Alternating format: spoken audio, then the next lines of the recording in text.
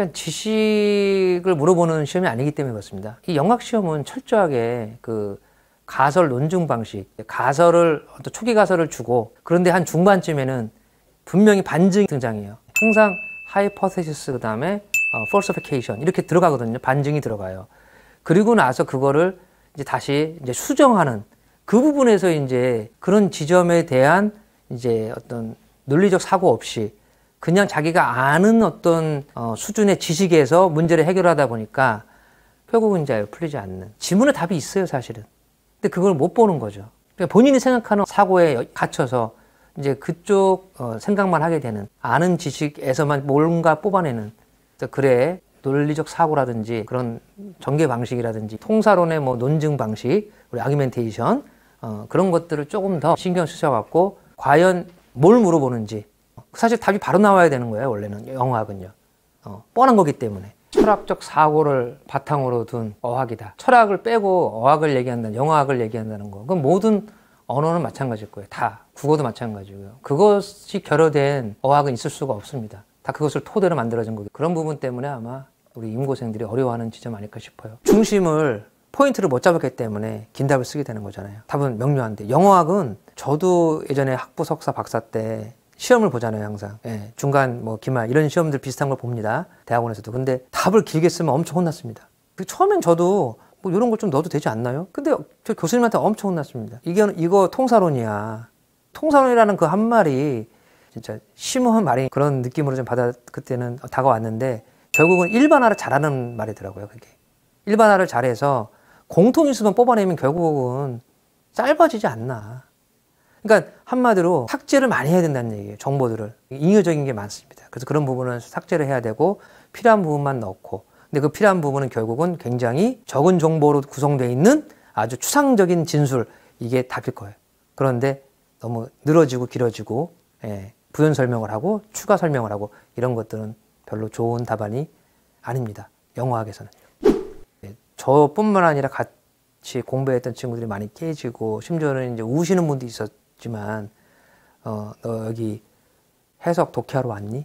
이런 걸로 많이 깨졌습니다. 결국은 이게 이제 임용시험하고도 이제 맥이 닿아 있는 지점인데 그냥 지문을 해석하는 수준으로 읽으면 사실 이게 학문이 아니잖아요. 특히 신텍스가 아니란 말이죠. 근데 모르니까 내용이 어려우니까 이제 어쩔 수 없이 열심히 읽잖아요.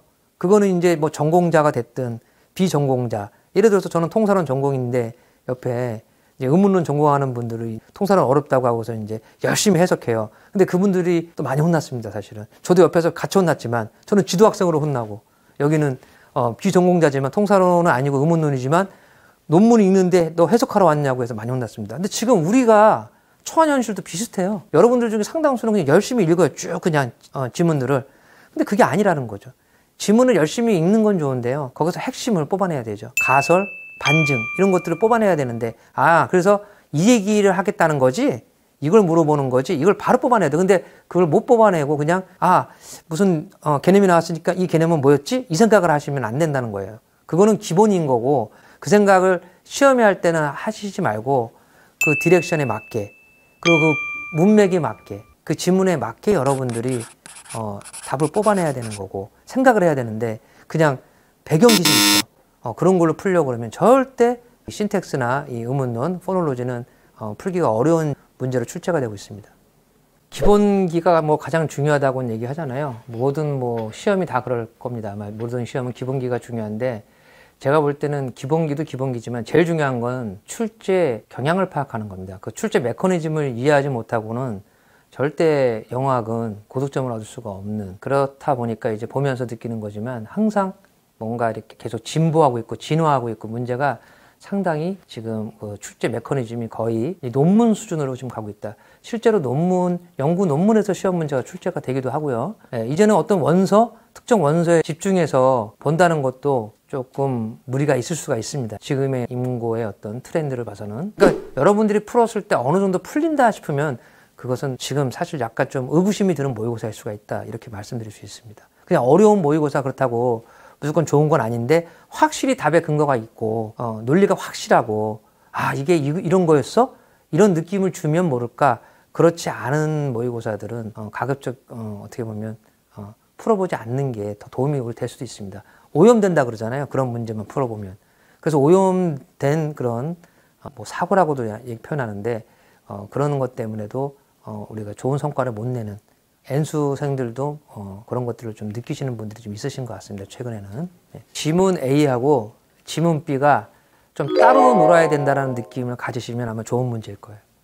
지문 A하고 지문 B가 만약에 그냥 흡사하고 유사한 거다. 그러면은 별로 좋은 문제가 아닐 거라고 생각하시면 되겠습니다. 왜냐하면 지문 A하고 지문 B가 요즘의 트렌드로서는 좀 별로 그렇게 연계성이 없는 것 같지만 결국 이제 곰곰이 생각해 보면 이게 연관이 되겠구나. 그럼 물론 그건 이제 시험 다음이죠. 시험 끝난 다음에 그런 생각을 하게 되는데 그런 문제가 요즘에 임용의 트렌드이기 때문에 임용 출제의 트렌드이기 때문에 아마 그런 문제면 이런 문제가 괜찮은 문제이겠네 라는 생각을 하시면 아마 거의 맞으실 거예요. 예. 지금까지 이제 여러분들이 이렇게 이 정도 지금 임용 시험을 보시는 지점까지 오신 것도 대단하신 거예요, 사실. 그런데 이게 시험이라는 어떤 우리 그 울타리가 있지 않습니까? 그래서 그런 부분 때문에 좀 고생을 지금 하시는데 이제 여러분 그 울타리에서 이제 곧 벗어나실 거고 이제 그런 거 생각하시면서 여러분들의 이제 어떤 바라는 그런 삶이 곧 펼쳐지잖아요. 이제 그런 거 생각하시면서 조금만 더 좀 힘을 좀 더 여러분들이 좀 더 써서 이제 마지막에 여러분 정말 웃을 수 있고 여러분들이 원하는 삶을 살 수 있는 지점이 바로 코앞에 있습니다. 그래서 그렇게 좀 생각을 하시면서 뭐 제가 좀 무거운 말도 많이 했지만 뭐 영어하기 뭐 이래서 어렵네 그런 것들은 사실은 그냥 부가적인 거고요. 여러분 그 인생에서의 어떤 여러분 삶이 진짜 정말 제가 볼 때는 지금도 굉장히 훌륭하신데 더 이제 여러분들의 그 삶에 좀 충실할 수 있는 만족하면서 살 수 있는 그런 삶이 곧 펼쳐진다.